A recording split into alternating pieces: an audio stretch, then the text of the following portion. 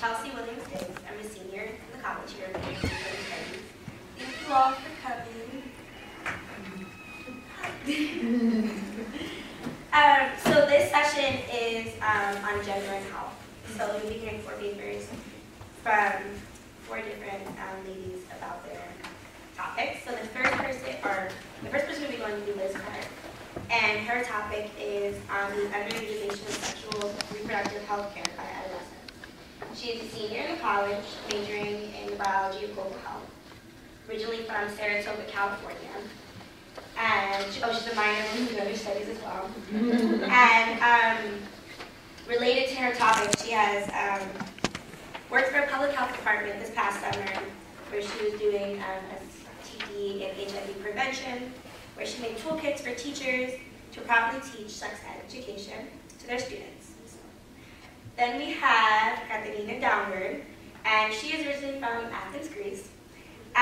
She's a senior in SFS, majoring in culture and politics, with a focus on structural violence, identity, and social movement, with a certificate in women's and gender studies. And she is a current intern at Amnesty International at the Individuals and Communities at Risk program. She's also part of the Georgetown Solidarity.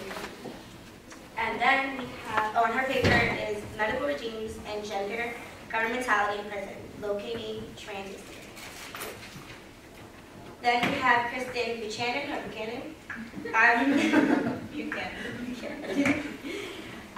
Her paper is The Politics of Breast Cancer Through the Lens of Socially Disadvantaged Women. She is also a senior in the college, majoring in government and women's gender studies with a minor in Mandarin Chinese.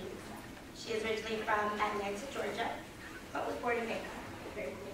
She's currently interning at the State Department and hopes to pursue a career in government, nonprofit, or the international development. And lastly, we have Aurora Leopold. And her paper is The Gender Nature of Eating Disorders, exploring the biological, psychological, and sociopolitical origins. She is a junior in college, majoring in women's and gender studies and minoring in biology. She's originally from Oxford, Pennsylvania, and is the acting crew chief and director in GERMS, and also volunteered in the Women's Center for 2 years. So the first will be Liz Carter. Thank you. So as Chelsea mentioned, my name is Liz, and through my paper I hope to explore why adolescent girls with the economic ability and access to sexual and reproductive health services do not receive the care they need. I recognize this problem after coaching at a private all-girls high school in the area, and I noticed that there were barriers to reproductive health that were not just shaped by the distribution of wealth, power, and resources in our country, but rather something within our society was having an inhibitory effect. As a result, the population I chose to research and most of the factors I discussed deliberately exclude those with financial constraints, geographic restrictions, and other social disadvantages. My paper explores the underutilization of reproductive health services from the perspective of the adolescent girls themselves, their parents, and their healthcare providers. To conclude, I will leave you with my plan to advance research. So first I'll begin by situating the problem. In contemporary society, images of sexualized bodies, actions, and behaviors infiltrate the masses and take precedence, dictating appropriate and normal behaviors. Still developing, adolescents struggle to discover their personal identities, independent of the strong forces our culture imposes. They are especially at risk for behaviors that compromise health, in particular when sex and alcohol are involved. The American College of Obstetrics and Gynecology recommends that girls have their first visit between the ages of 13 to 15. At this visit, girls should receive health guidance and information, as well as screening and preventative health services if necessary. Ideally, this appointment occurs before any pressing issues arise to build the patient-doctor relationship and relieve any fears and discomfort the adolescent may feel. Unfortunately, even with this recommendation, Hall reported that between 2006 and 2010, only 29% of young girls between the ages of 15 to 17 had ever used these services. 61% of these girls were sexually active, which ultimately accounts for only 17.6% of sexually active female teenagers. So you might wonder, why is this important, or what are the implications if they don't receive this care. Biologically, the immature reproductive and immune system of adolescent girls increases their susceptibility to sexually transmitted diseases, STDs, and the human immunodeficiency virus, HIV. Untreated STDs can lead to complications like pelvic inflammatory disease that cause infertility and pain. STDs and unplanned pregnancies denote unique challenges, but due to time constraints, I'm going to leave that unexplored for now and move on to factors that actually prevent adolescents from using the available health services. So the first factor from the adolescent's perspective is self-stigmatization. In recent studies conducted by Planned Parenthood, girls reported fear, shame, and embarrassment during attempts to access information and services. Possibly societal or parental intolerance to adolescent sexuality isolates them. Adolescence is difficult enough already. Peers are growing and developing at different rates, and insecurities are at an all-time high. Combine this with societal pressures to control fluctuating hormones, and it becomes apparent that as a society, we are not situating adolescents in a position to make the best decisions for their health. A 2013 study from Ottawa, Canada, provides some insight regarding this dilemma. They found that youth were embarrassed to access sexual and reproductive health services because they felt judged or discriminated against for being sexually active and for their sexual orientation. This feeling of judgment may seem counterintuitive considering how the media sexualizes female bodies, especially young bodies. But these images we see are fantasies, fantasies that men chase and women resist. The idealized bodies presented by the media are to tempt men and captivate the audience. But the bodies are ambiguous, lacking association with any real woman. Thus, succumbing to men and engaging in sexual activity, especially at a young age before they may have had time to understand and become comfortable with their sexuality, elicits embarrassment. These adolescents wanted non-judgmental, friendly, sex-positive, knowledgeable staff. The second concern among adolescents is confidentiality and privacy. Lehrer found that some adolescents do not receive care out of fear that their parents would find out and disapprove, possibly through insurance claims or itemized procedural bills. In 2005, Jones explored the relationship between sexual and reproductive health services and parental consent for oral contraception. 41% of girls currently on oral contraceptives said they would stop if they were required to provide parental consent. Alarmingly, half of these girls, 1 in 5 of the adolescents polled, reported in response to mandated parental consent, they would not use any form of birth control and would rather rely on the withdrawal method to prevent pregnancy. Thankfully, this knowledge is being used to shape public policy in the states, but again, for the sake of time, I won't go into that. Even though many adolescents report fear of disapproval and elevated rates of avoidance, research shows that young people would prefer sexual and reproductive health care guidance from a trusted adult compared to a peer of their own age. This gives parents a significant role in the development of their daughter's sexual behaviors. Unfortunately, many parents are not aware of their impact and often forego creating an open, honest dialogue about sex. Young and Zimmerman showed that parental awareness of adolescent health was insufficient. Parents were not communicating with their daughters because they were unaware of that their daughters were sexually active or even considering becoming active. This creates an access barrier to care as parents typically schedule adolescent doctor appointments. Without the parental nudge to see a professional, the daughters may not schedule appointments out of fear associated with talking to adults, inadequate telephone skills, lack of perceived risk, discomfort initiating conversation with a parent, or not wanting to tell their parents where they're going.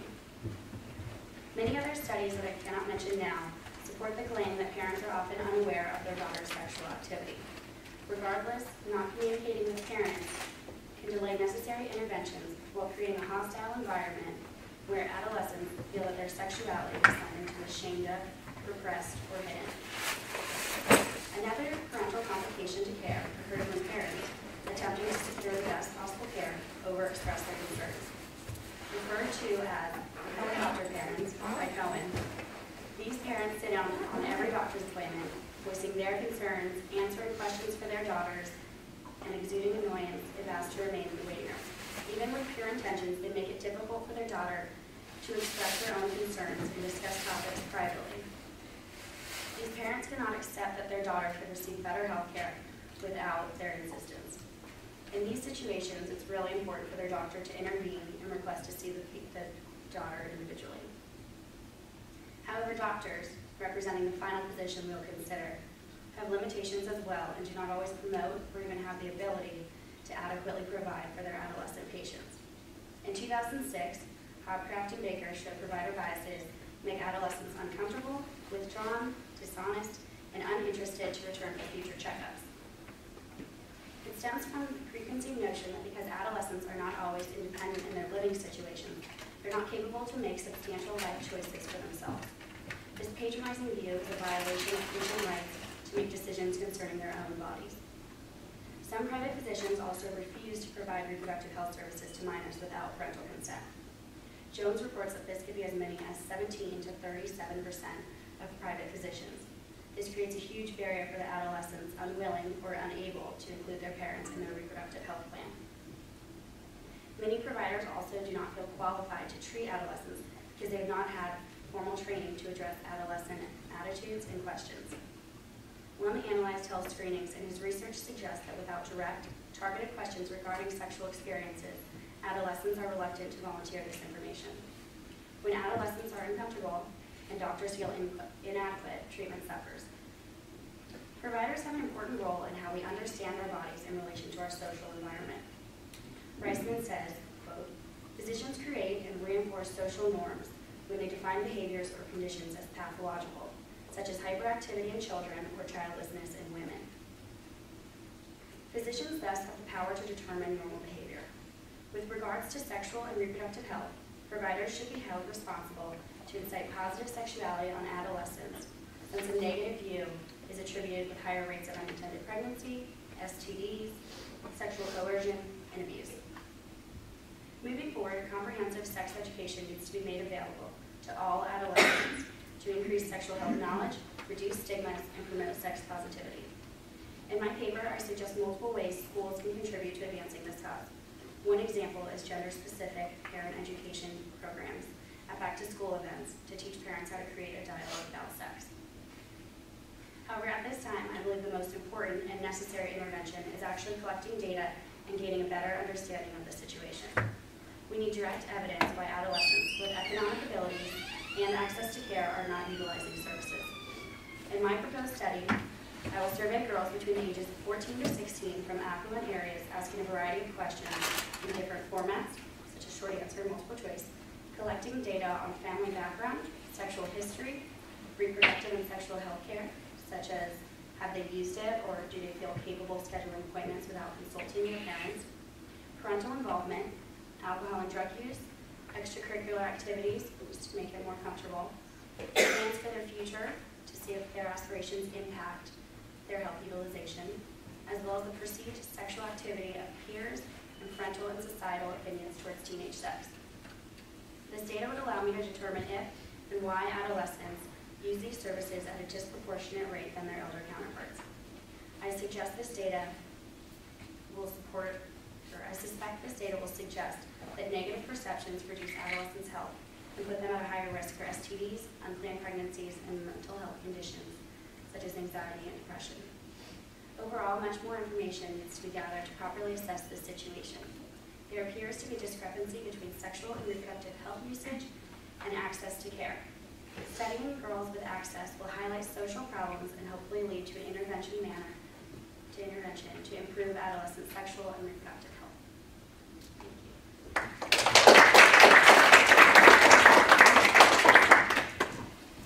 I encourage anybody who has comments or questions to keep them in mind because we're going to have after all the panelists present, we'll have a question Q&A. So next we have Kat, who will be speaking about trans experience with us. How do we put this whole person down, this whole screen?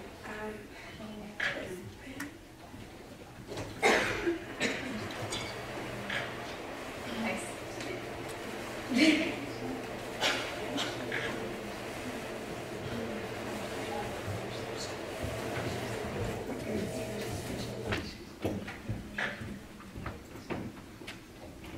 Don't start telling me yet.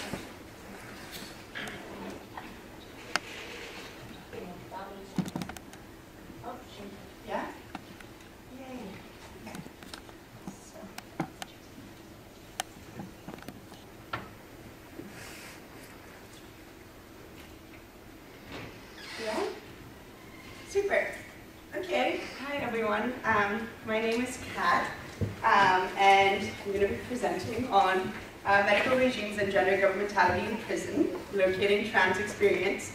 So I know it's a little cumbersome sometimes to just like have us read our papers, so if I'm being boring, please yawn at me and I'll try and do something exciting. So basically, why I'm looking at this, medical regimes and gender are two sites of power in which subjectivities are produced and control is exerted. Prison is really important because this country has somewhat of a national addiction to incarceration, and therefore we must also be attentive to the fact that it is one of the last remaining gender segregated institutions, and this produces particular dilemmas, you could call it that.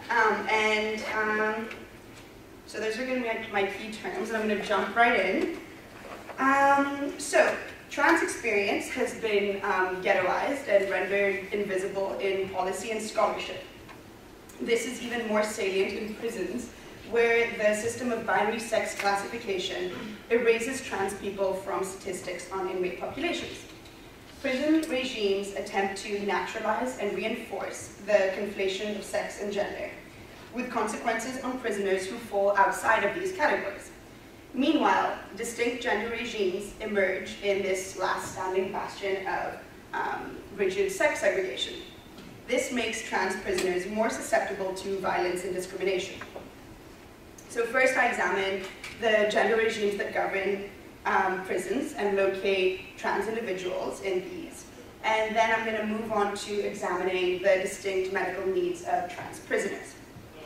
So, the placement of transgender prisoners in facilities that conflict with their self-identified gender leads to high rates of verbal, physical, and sexual assault against trans prisoners from guards and from other inmates. These abuses are particularly acute in male prisons, where the perceived vulnerability of more feminine inmates places one at the bottom of the prison hierarchy and magnifies the risk of sexual violence. So placement in an inappropriate custodial situation is one of the most threatening matrices of power that a transgender prisoner can experience. Rigid sex segregation enables and contributes to the production of masculinity and femininity in prison. So a lot of scholarship suggests that the sex segregation that we witness in prisons actually produces exaggerated gender performances. The routines and processes which govern prison life are complicit in inscribing gender assumptions into prisoners, leaving trans subjects to further negotiate their identity. I realize I'm supposed to be using this program. Okay, so let's take a look at femininity. The discursive construction of women in the public sphere anticipates that it contravenes women's fundamental nurture to commit crime or violence, which is symbolically yoked to masculinity. This cultural imagination dictates female prison experience in several ways, including attempts to rehabilitate and retrain femininity into female inmates. This is beyond the scope of my paper, however. But it is important to say that in the contemporary prison setting, women are treated as though they are emotionally and psychologically damaged, that they lack firm boundaries and have fractured personalities. On the other hand, the disproportionate representation of men in prison has resulted in masculine criminality being deemed more normal than female criminality. So correctional formats cater to this normalization of masculine violence, again in ways that are beyond the scope of my paper. But what we must ask is, how does this implicate feminine and trans subjectivities within prison? In the drive to assert dominance and establish power in the often dangerous prison setting, there is an incentive to adopt a hegemonic form of hypermasculinity. So when this becomes intertwined with sexual prowess and the subordination of feminine subjects in order to mark territory and intimidation, masculinity and masculine subjects can take on a particularly toxic form. Acts and threats of rape become forms of intimidation and of domination, as well as strategies of control of other prisoners, those that they perceive to be weaker or effeminate or gay. Transgender prisoners often occupy an embodiment that suggests that they are amorphous or weak subjects. In the case of D. Farmer, a transgender woman placed in a man's prison, this led to her violent rape. Also, a scholar called Darren Rosenblum, for anyone who wants to know, documents a plethora of cases where pre- and post-operative transgender inmates were subject to cruel and unusual punishment due to their placement in gender inappropriate prisons, or in general because of their embodiment. Also, the high incidences of HIV and hepatitis C among prison populations, coupled with the non-availability of condoms in prison, because, as you may know, sex is effectively criminalized in prison. This places prisoners with a high risk of infection with life-threatening diseases if they are assaulted. Being a trans inmate, therefore, has harmful consequences in a setting that privileges hypermasculinity. As a result, sexual violence must be at the forefront of analyses to transform gender regimes in prison. So, shifting gears, I'm going to consider the distinct experience of trans prisoners with the medical regimes that govern prison. I say distinct because there is a tension between calls for demedicalization by women who are over-medicalized with psychotropic drugs, and trans prisoners who need to have continued access to gender-affirming care in prison.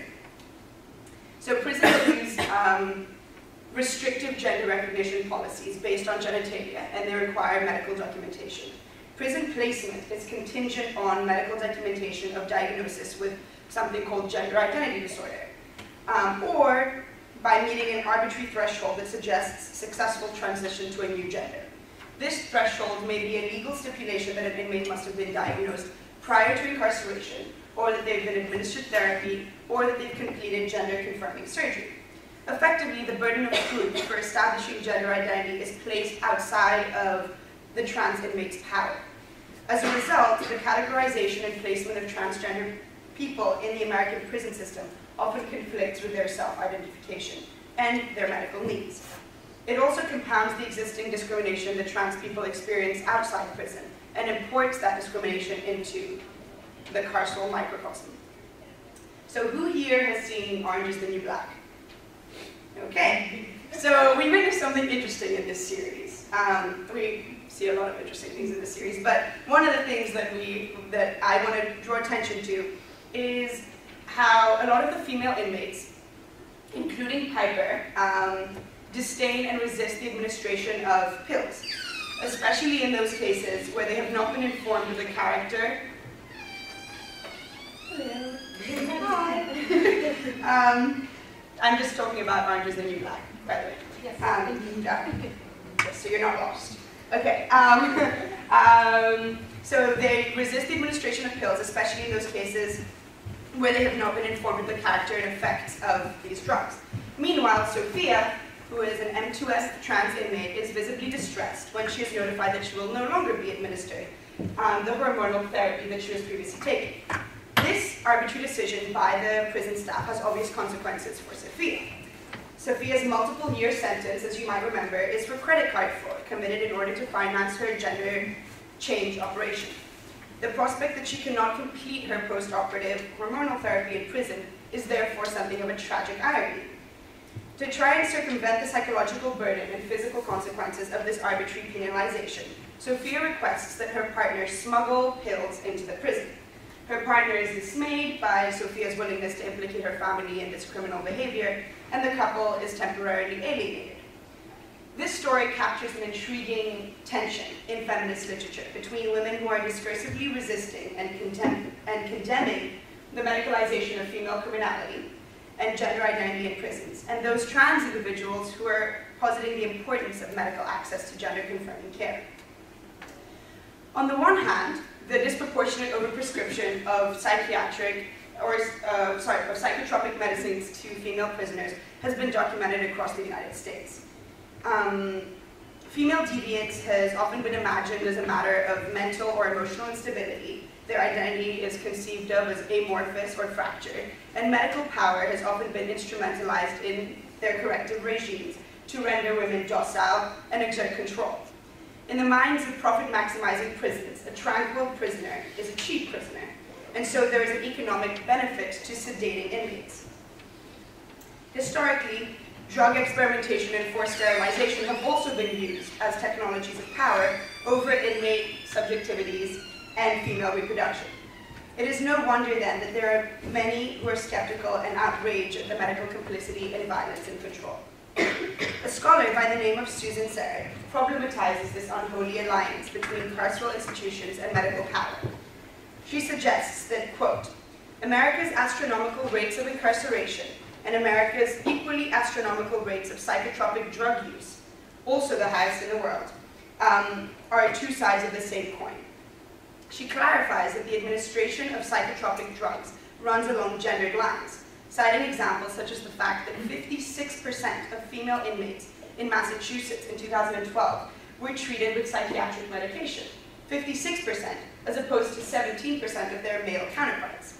Either one has to believe gender-essentializing discourses about the mental frailty of women and the association of female deviance with mental volatility, or a fractured sense of self, or this dichotomy is profoundly problematic.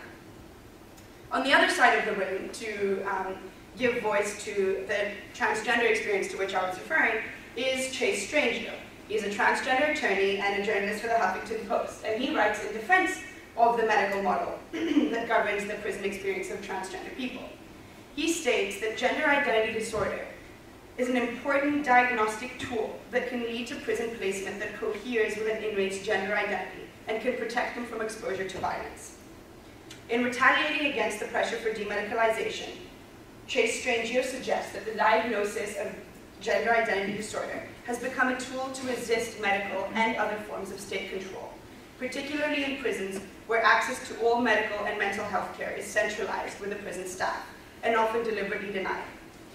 So Sophia from Orange is the New Black may have avoided her predicament if there was a recognition of her medical need. Prisoners often require a diagnosis of gender identity disorder in order to initiate all access to gender-affirming care. Since a significant portion of the US public lacks the private health insurance, or the, sorry, I'm going to take this clipboard here.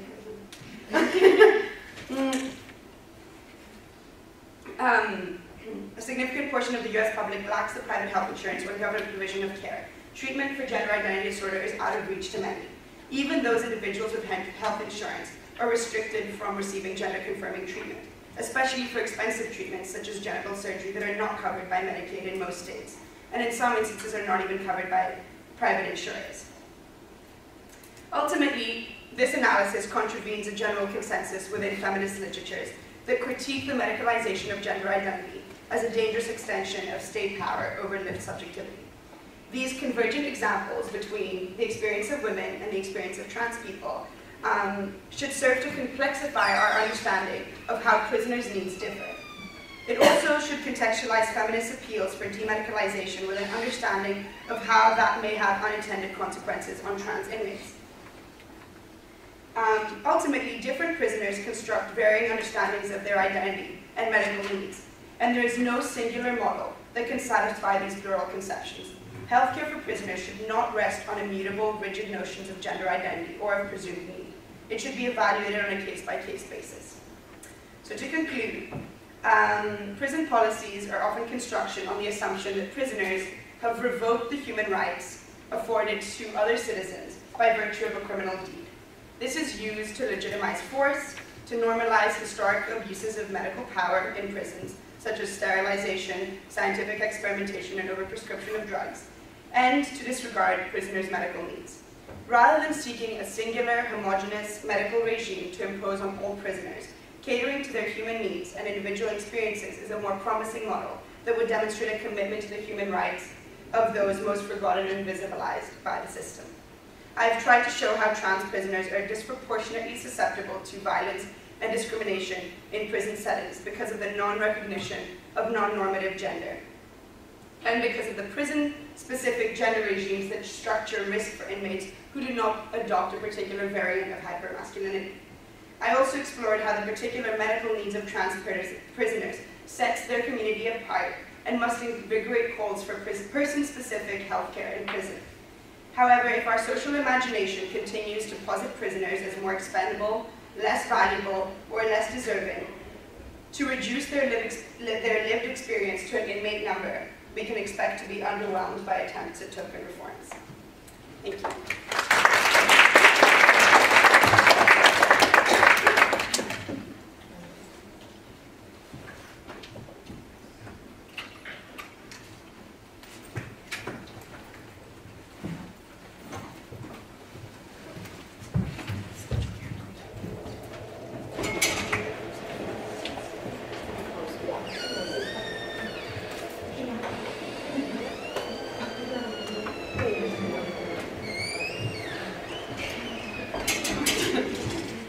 And now I have Kristen.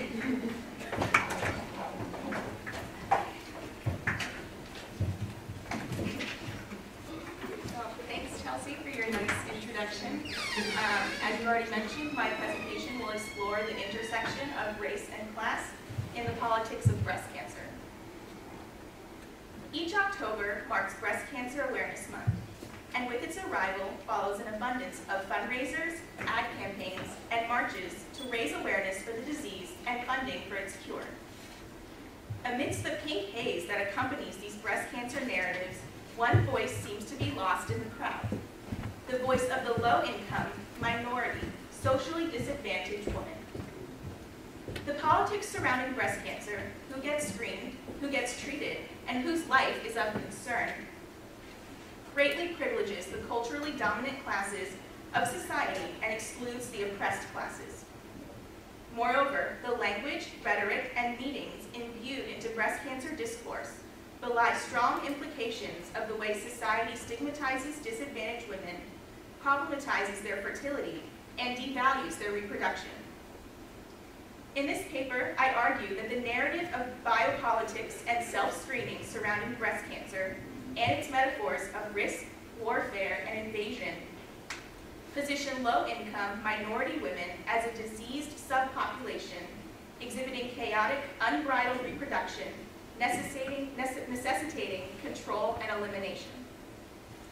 Moreover, socially disadvantaged women are excluded from the discourse of managing risk for breast cancer, with screenings and self-policing constructed as a necessity for white, middle-class women only. The body in breast cancer, as depicted by the media and in personal narratives, is a body that is stigmatized and compromised. It is seen as a diseased body, a failed body, a pathological body. The cancerous body contains the seeds of its own destruction, the unbridled reproduction of its cells. Dorothy Broom, in Reading Breast Cancer, Reflections on a Dangerous Intersection, elaborates on these themes.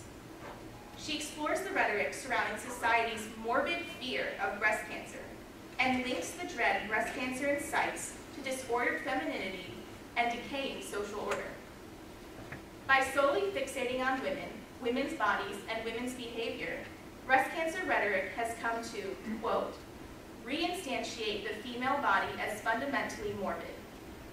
As such, the fear and uncertainty breast cancer invokes in society underscores the social stigmas attached to women's bodies, behaviors, and reproduction. Within breast cancer discourse, the language used to describe the nature of its treatment is particularly salient. In Illness's Metaphor and AIDS and its Metaphors, Susan Sontag illustrates how, quote, the controlling metaphors in descriptions of cancer are drawn from the language of warfare. Cancer cells do not simply multiply, they are invasive. In the treatment of cancer, radiotherapy uses the metaphors of aerial warfare. Patients are bombarded with toxic rays. And chemotherapy is chemical warfare using poisons.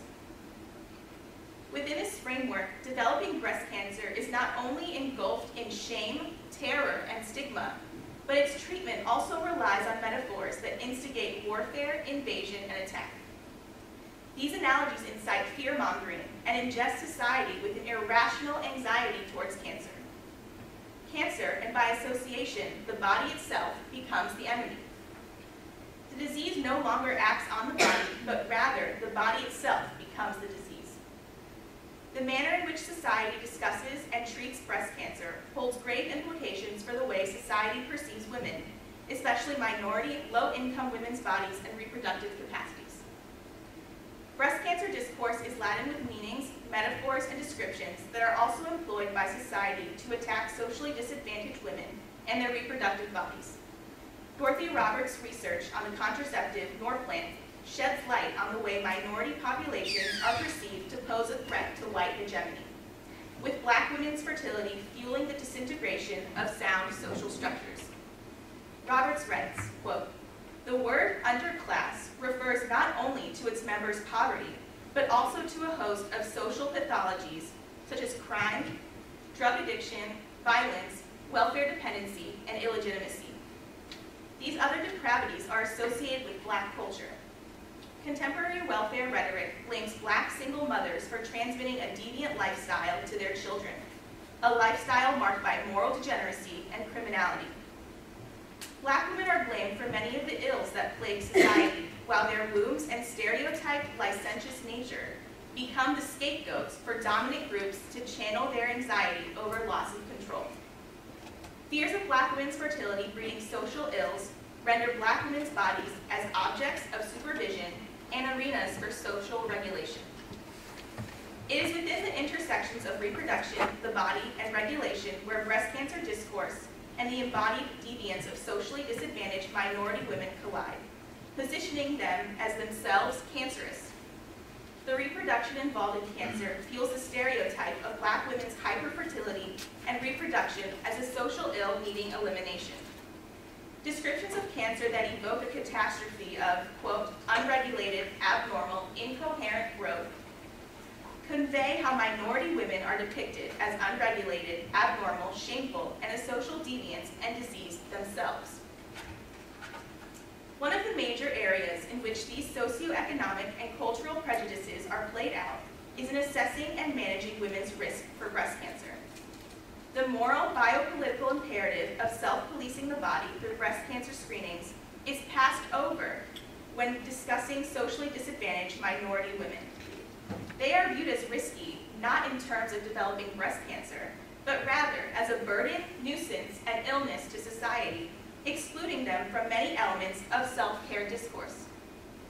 In her article, Embodying Risk, Embodying Political Rationality, Women's Accounts of Risks for Breast Cancer, Ann Robertson presents an overview of the self-care strategies women use to negotiate and mediate their risk for breast cancer.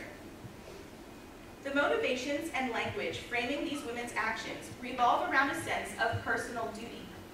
Robertson writes, quote, "Nearly every woman in the study talked about the individual responsibility that she and all women have for reducing their personal risks for breast cancer at the level of lifestyle behaviors such as diet, smoking, and alcohol consumption, behaviors which they were well aware of as risk factors for breast cancer. These strategies implicate a biopolitical imperative of self-regulation in order to maintain one's individual health as a moral responsibility to the self and to society. However, it is primarily white, upper-middle class women that have the means and access to these strategies by which to fulfill their societal obligations. They can afford to buy healthy foods and gym memberships, while socially disadvantaged women are unable to meet those standards. The moral imperative that mandates self-policing the body and self-care strategies excludes socially disadvantaged women. The narrative of the simultaneous burden and privilege of biopolitical breast cancer screening does not apply to low-income minority women. These deeply embedded cultural perceptions generate real-life, practical consequences to the health and lives of these women.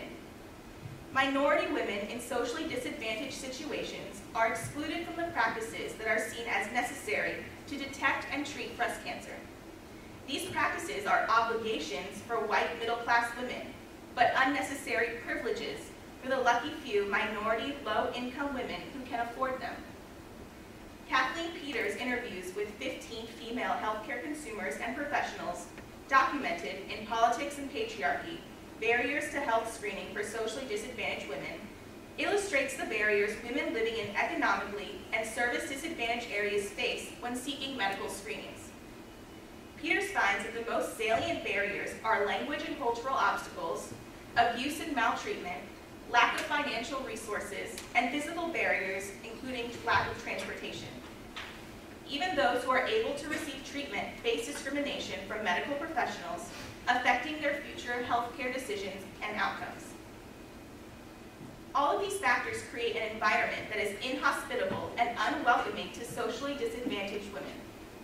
Rather than ameliorating even the most basic factors, such as transportation, taking time off work, cost concerns that prevent marginalized women from obtaining proper health care, social structures perpetuate these inequalities. Peters concludes, quote, "People who live in disadvantaged areas are less likely to participate in preventative health care, are at increased risk of diseases, and have poorer health outcomes compared to those that live in more affluent areas. As such, low-income minority women face a greater risk for developing breast cancer and letting it go undetected and untreated compared to their white, affluent counterparts. If the risky and dangerous body in breast cancer can only become safe through appropriate treatment and preventative care, then the body of the socially disadvantaged woman is in a constant state of chaos and disrepair." Marginalized women's concurrent heightened risk for breast cancer and inferior status to socially advantaged women creates a double bind in that they not only cannot afford cancer screenings, but also face discrimination in examination rooms, leaving them at a higher risk for developing breast cancer and having the illness viewed as their own fault. In the biopolitics of breast cancer, changing cultures of disease and activism, Maren Plowiter analyzes the public health discourses and practices that enlarged the regime of breast cancer in women's lives and created the biopolitical ethic that encouraged women to constantly monitor and police themselves. Under this call to, quote, "go and search," it was seen as the individual woman's fault if she developed breast cancer because she failed to monitor herself adequately. She explains, quote, "Women who discovered the danger signals but did not follow the sick role script precisely as it was written by medical professionals and endorsed by the AMA could be held responsible for the deadly spread of their cancer." Under the evolving regime of medicalization and biomedicalization, medical professionals in union with the media launched early detection campaigns that outlined the steps women needed to take to check themselves for breast cancer. This included self-exams, mammograms, and other methods of screening. They encouraged women to look for the danger signals early, and if any were detected, to immediately consult a physician. Any delay or any failure to live up to their individual and social responsibilities to mediate their breast cancer risk was seen as a personal failure. Their contracting the disease and its spread was viewed as a justly deserved punishment. The attitudes and fears propagated by the medical institution pose a great dilemma for marginalized women who cannot afford to partake in the go-in-search regime. Even though they are excluded from participating in the efforts to negotiate breast cancer risk or receive breast cancer treatment because of socially ingrained inequalities, they are still viewed as at fault if they develop breast cancer. Plowiter succinctly summarizes this unjust double bind when she writes, quote, "Medicine has continually expanded its jurisdiction by colonizing new territories and dimensions of experience.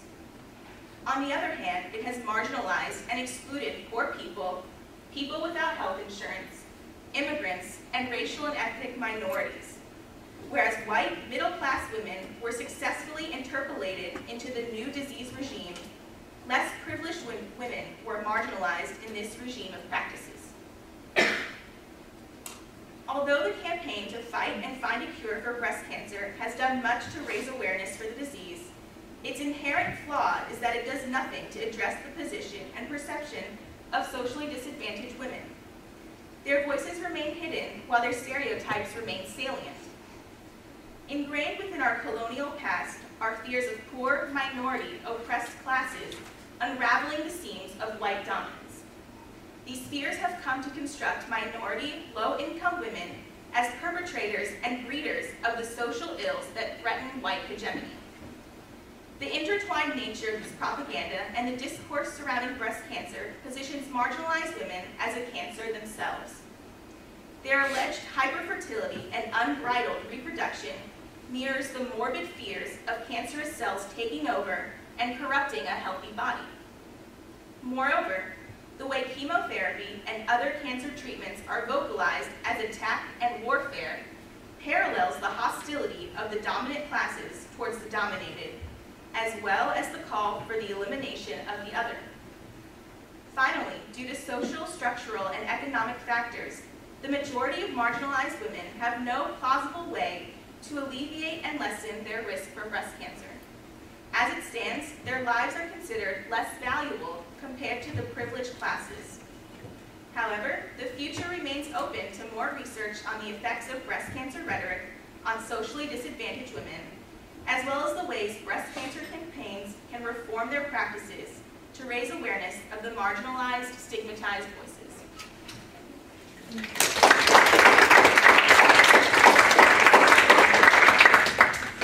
And lastly, we'll have a roll. Sure.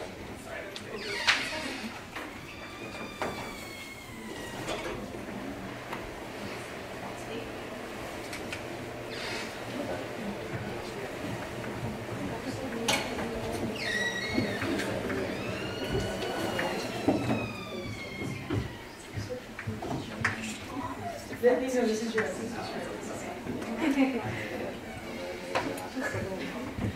Over there.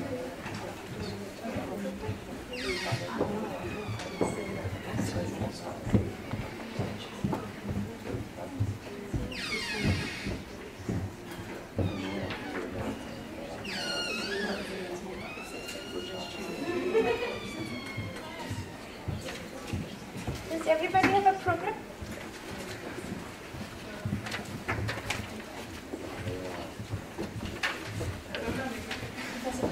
Do you have a natural? That should say present, open with.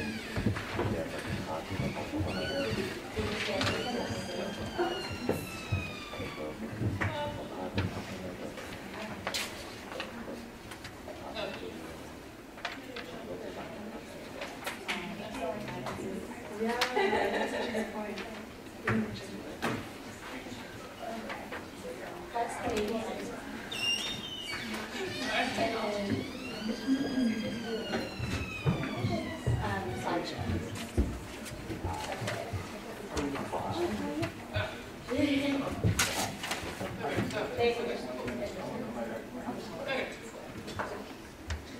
Okay, hi everyone. So like Chelsea said, my name is Aurora. I'm a pre-med junior in the college, majoring in women's and gender studies. And it was my interest in the relationship between health and feminism that motivated me to explore the topic of eating disorders. So I poked into my paper. I also put some, I'll be reading kind of through these as I go, but here are some of the most relevant kind of facts and figures. So eating disorders are a unique pathology of the Western world. They're the product of both cultural and socio-political norms for beauty and success. While medicine has found a biological basis for eating disorders, genetic predisposition alone does not cause eating disorders. Only when predisposition is combined with psychological and socio-political risk factors do eating disorders develop. These factors predominantly affect women, which makes them more likely than men to develop eating disorders.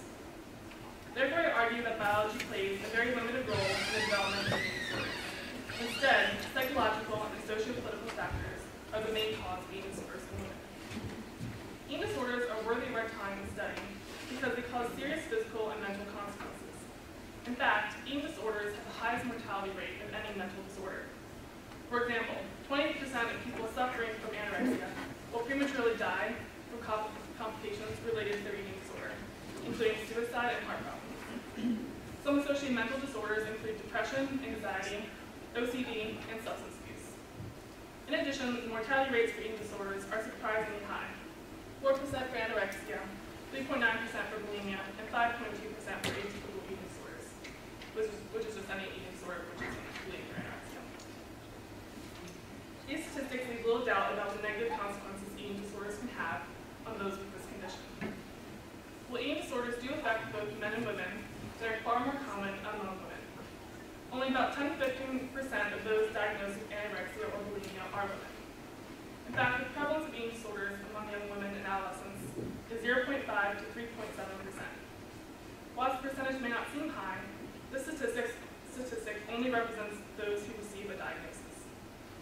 Many women with eating disorders are underdiagnosed, and even fewer receive treatment. In addition, 95% of those diagnosed with eating disorders are between 12 and 26 years of age, suggesting that eating disorders are not just common in women, but young women in particular. I believe that young women are susceptible to developing eating disorders because of their increased exposure to socio-political and cultural norms of femininity, success, and beauty. From a young age, women begin to realize how they are judged and valued based on their appearance, while most men never receive such scrutiny. While men who suffer from eating disorders should not be ignored, the increased prevalence of eating disorders among young women suggests that this disorder has gender origins. In order to understand why some women, but not all women, develop eating disorders, researchers have investigated the possibility of genetic predisposition as a main determinant in their development. A paper goes on to explore the implications of this study, but the researchers' main conclusion was that anorexia is significantly heritable, while bulimia is not. While biology does affect the development of eating disorders, most experts agree that genetic predisposition plays a limited role. Rather, it is the interaction of genetic predisposition with environmental, social, and cultural factors that causes young women to develop eating disorders. More influential than genetic predisposition, however, are the psychological factors that contribute to eating disorders. For example, depression, puberty, sexual abuse, and exposure to bullying in school and at home contribute to the development of eating disorders. Depression and eating disorders are uniquely intertwined. Approximately 50% of those with eating disorders also meet the criteria for depression. In addition, many young women going through puberty develop eating disorders. Puberty is considered an important milestone in the development of body image because it is associated with a multitude of psychological and physical changes. Not only do young women going through puberty change how they perceive themselves, but others begin to see them differently as well. They are seen as sexual beings, and as such, they're exposed to teasing and sexual abuse from both their peers and family members. Fairborn and Harrison proposed that these psychological factors lead to eating disorders for several reasons. In brief, these theories propose that the restriction of food intake that characterizes the onset of many eating disorders has two main origins, both of which may operate. The first is a need to feel in control of life, which gets displaced onto controlling eating. The second is over-evaluation of shape and weight, and those who have been sensitized to their appearance. Given the concerning psychological factors that lead to eating disorders, it makes sense that young women attempt to regain control of their lives through other means.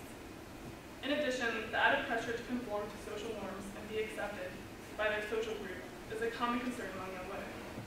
Therefore, these psychological factors need to be considered in conjunction with socio-political and cultural causes as a main determinant of eating disorders.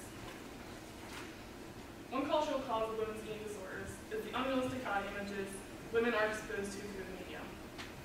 These images increase women's dissatisfaction with their bodies and often make them feel as though they are not measuring up to the Western standard of feminine beauty. Even though the public may recognize that the women featured in magazines are not real, it still creates pressure to attain the unattainable. Why then do some women develop eating disorders and others do not, assuming we are all equally exposed to the same images?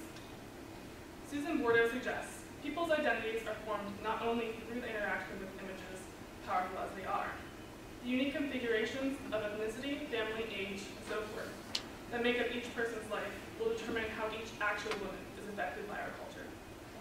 Therefore, it's the combination of such images with one's experiences that makes some women more likely than others to develop eating disorders. Other cultural factors, such as family and social groups, can provoke the development of eating disorders. For example, both parents and peers influence young women's relationship with food and instill values about appearance and eating habits. They are also hugely influential in the development of characteristics that put women at risk for developing eating disorders, such as perfectionism, low self-esteem, anxiety, obesity, and body dissatisfaction. In addition, studies of peer groups among young girls show that these groups are often formed on the basis of shared concerns, such as the desire to be thin and attractive. Ultimately, these elements point to culture, working not only through ideology and images, but through the organization of the family, the construction of personality, the training of perception, as not simply contributory, but productive of eating disorders. In addition to cultural influence, socio-political factors such as the medical field's war on obesity contribute to the stigmatization of the obese and obsession with fitness that precipitates eating disorders. Anne-Marie Judel writes, "An attraction to quantification and a belief that appearance mirrors the true inner self, compounded by a religious fascination in establishing rules of normality, underpins the medical and cultural over-reliance on weight as an indicator of health. This belief that the outside is a reflection of the inside is commonly accepted in the United States. For example, thinness is often equated with strength, self-control, and beauty, while fatness is associated with laziness, gluttony, and ugliness. In order to address this harmful attitude, Judel suggests the medical field place emphasis on healthy behavior rather than on objective healthy body size. In order to combat eating disorders, it is imperative that the biopsychosocial causes be recognized. However, treatment models have largely been based on the biological and psychological risk factors. For example, cognitive behavior therapy and drugs are often prescribed to help women deal with their eating disorders. While medicalizing eating disorders has its advantages, there are also significant disadvantages to this approach. For example, when doctors medicalize anorexia and bulimia, they place the blame on women for misperceiving their bodies. However, it is our culture that is responsible for creating such misconceptions, and by extension, for eating disorders themselves. Susan Border writes, "The anorectic thus appears not as the victim of a unique and bizarre pathology, but as the bearer of very distressing tidings about our culture. Women with eating disorders do not misperceive their bodies.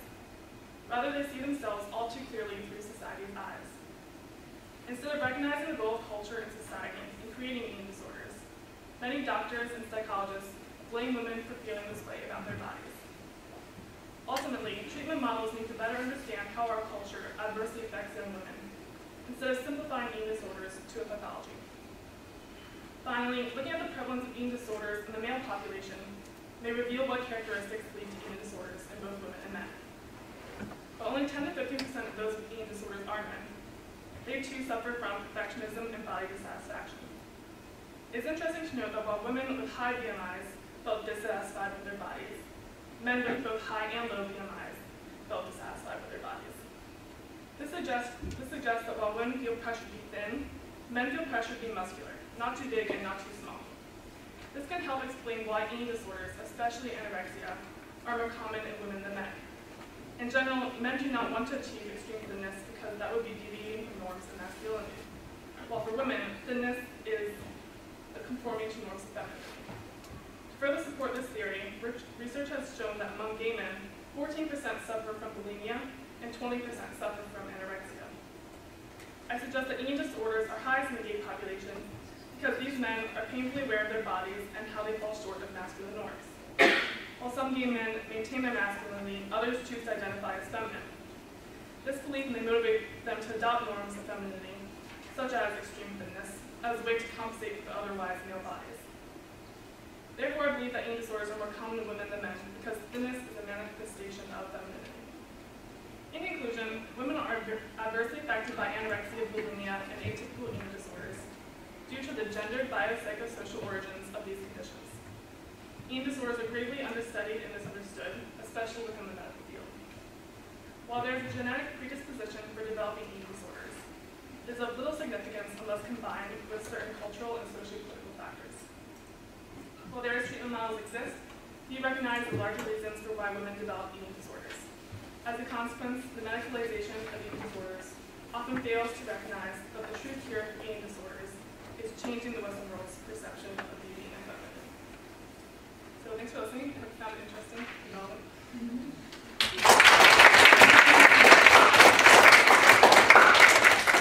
We have all the presenters and bring your seats right here. And we can start off with any questions or comments.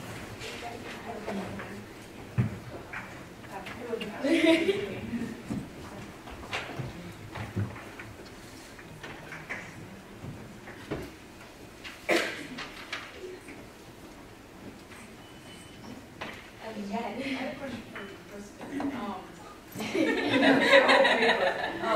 I wanted to know if there were if you saw any success campaigns in minority neighborhoods, or any successful campaigns that combine, like, we're on this together sort of thing? Were there any, or is it just hopeless? That's a good question. Yeah. I don't think it's hopeless. So what I presented today was a condensed version of the longer paper I submitted. So in the longer one, I did talk a little bit about the ways African American women are trying to create their own narratives to subvert this whole process. So I looked at 3 magazines targeted for African American women. One was Ebony, one was Essence, and the other was Black Elegance. And so when they depict breast cancer in these magazines, they really focus on the personal narrative and the sharing of the woman's story and their lived experience with breast cancer as a, well, like in other areas, people will focus more on statistics and scientific facts, but so in these magazines, they focus more on the personal experience as primary to the scientific facts and stats. So I think that's one way that people are making it their own. Combine it? Like, it's have a one overall campaign, or is it just not real? Like, it just won't happen because it's too vast of a like, I think it's definitely possible. Yeah, like I said, the future definitely remains open to exploring these possibilities. Thank you. I have a specific question for Ms. Downer. I was wondering how the trend of privatization has affected trans people in prisons, and if there are any silver linings, and also with regards to women. Right, yeah, so what I mentioned about the context in which I mentioned the privatization of prisons is to examine how women in particular are medicalized and how they're administered psychotropic drugs, because when they are sedated, tranquil prisoners seem to be a cheaper prisoner because they're going to cause less fuss and uproar within the prison context. So prison privatization in the U.S. has kind of remained at the 10% mark, and has it doesn't sort of seem to be increasing beyond that. So a lot of them are state-run prisons, but it is beyond the privatization of prisons. I think it's just a general trend to be aware of that there is an attempt to basically pacify and render docile inmates in prison. So this doesn't, in itself, I mentioned that in the context of female experience, it doesn't necessarily implicate trans prisoners. It is a distinct category. And then to your second question about if there are any silver linings, I think that when I spoke about what Change Stranger was advocating for, was that even though a lot of feminists and sort of prison reformists and prison abolitionists, while they call for a demedicalization of prisons, or kind of a turn away from this over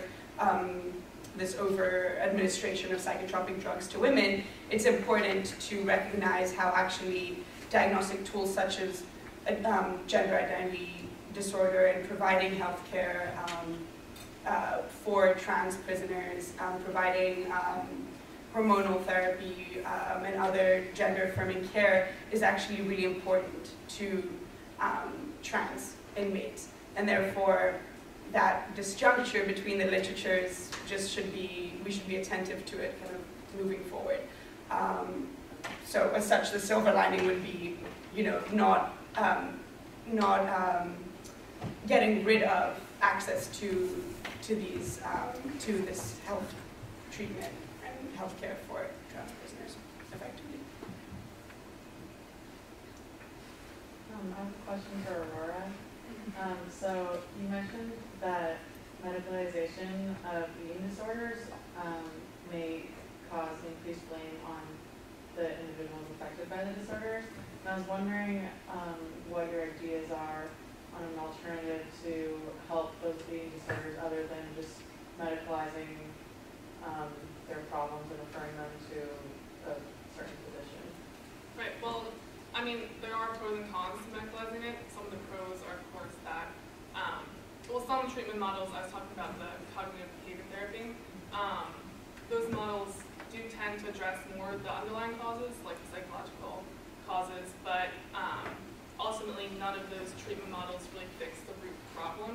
which I don't really see how, you know, any like drug can fix like, you know, culture necessarily. So I think that while medicalizing it is necessary to a certain extent, just because there are obviously medical consequences, the root cause of it can't be fixed by any drug or one treatment model. I have a question for Kat. You talked a little bit specifically about like different kinds of trans experience. I think you mentioned obviously orange is to be black, and then kind of the toxic masculinity and like things like that for people who identify as women who are put in male segregated prisons. And I was wondering if you had researched at all or kind of different experiences, or if there's been any. It would be interesting to me to think about maybe someone who hasn't gone through transition but who identifies as a woman, like how that affects them, if the environment of toxic masculinity would be more dangerous for them than you know, kind of conflict, like not self-identifying in the way that's that they usually do. I don't know. That's kind of like a hard line talk. But I was wondering if you had any input on like M to F trans folks and like maybe their experience. Right. Yeah. No. So basically, first of all, the assignment of transgender inmates to male or female prisons varies by state, both on the basis of their own kind of diagnostic determinations of what constitutes a transition, but also based on resources such as where female prisons are located, for example.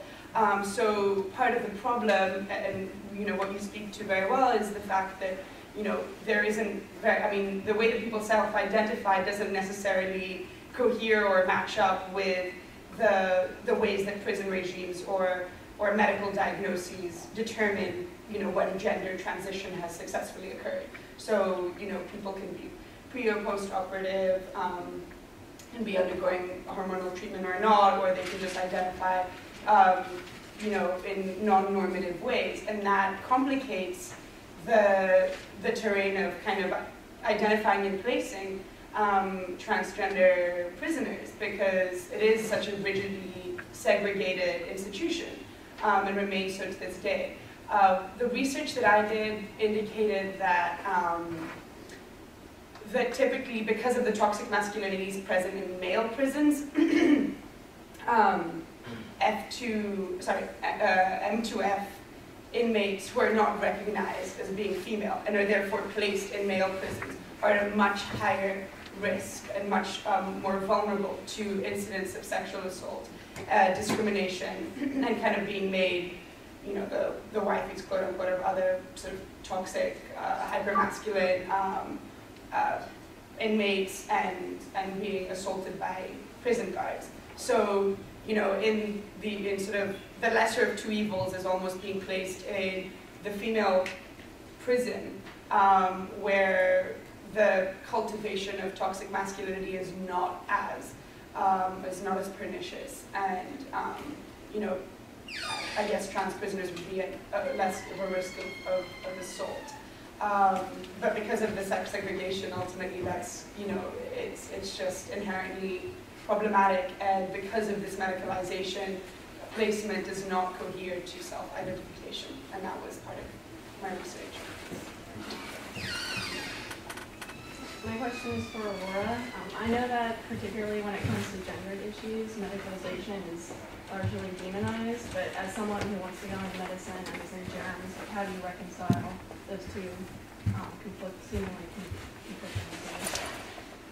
So, on the one hand, there is, I do critique the medical field a lot, especially in regards to eating disorders. But at the same time, the reason I want to go into that field is because I think I can help change those perceptions, perhaps. And I'd like to kind of play a role in expanding what the medical field, I guess, addresses, kind of not just simplifying issues such as eating disorders to like, oh, you need to gain weight, because that's not the issue. It's cultural and psychological, and it's kind of a combination of all those things. So I'd like to explore that as a topic. Last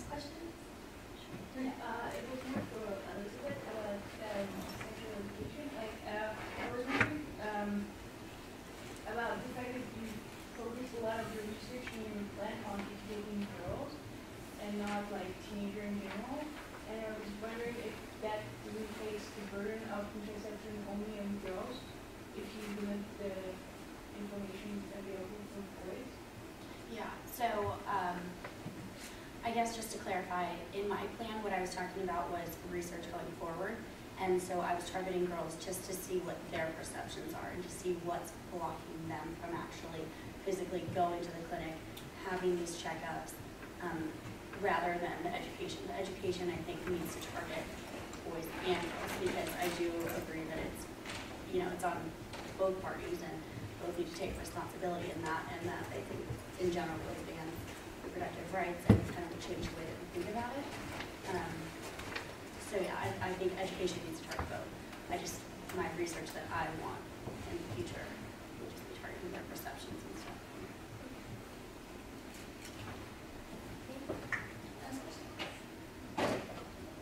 Thank you, guys.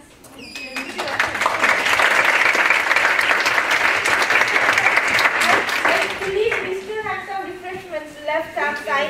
Grab some pastries and coffee, and we'll be all back in 7 minutes, right? 10 minutes, maybe. And there are a lot of things on this side.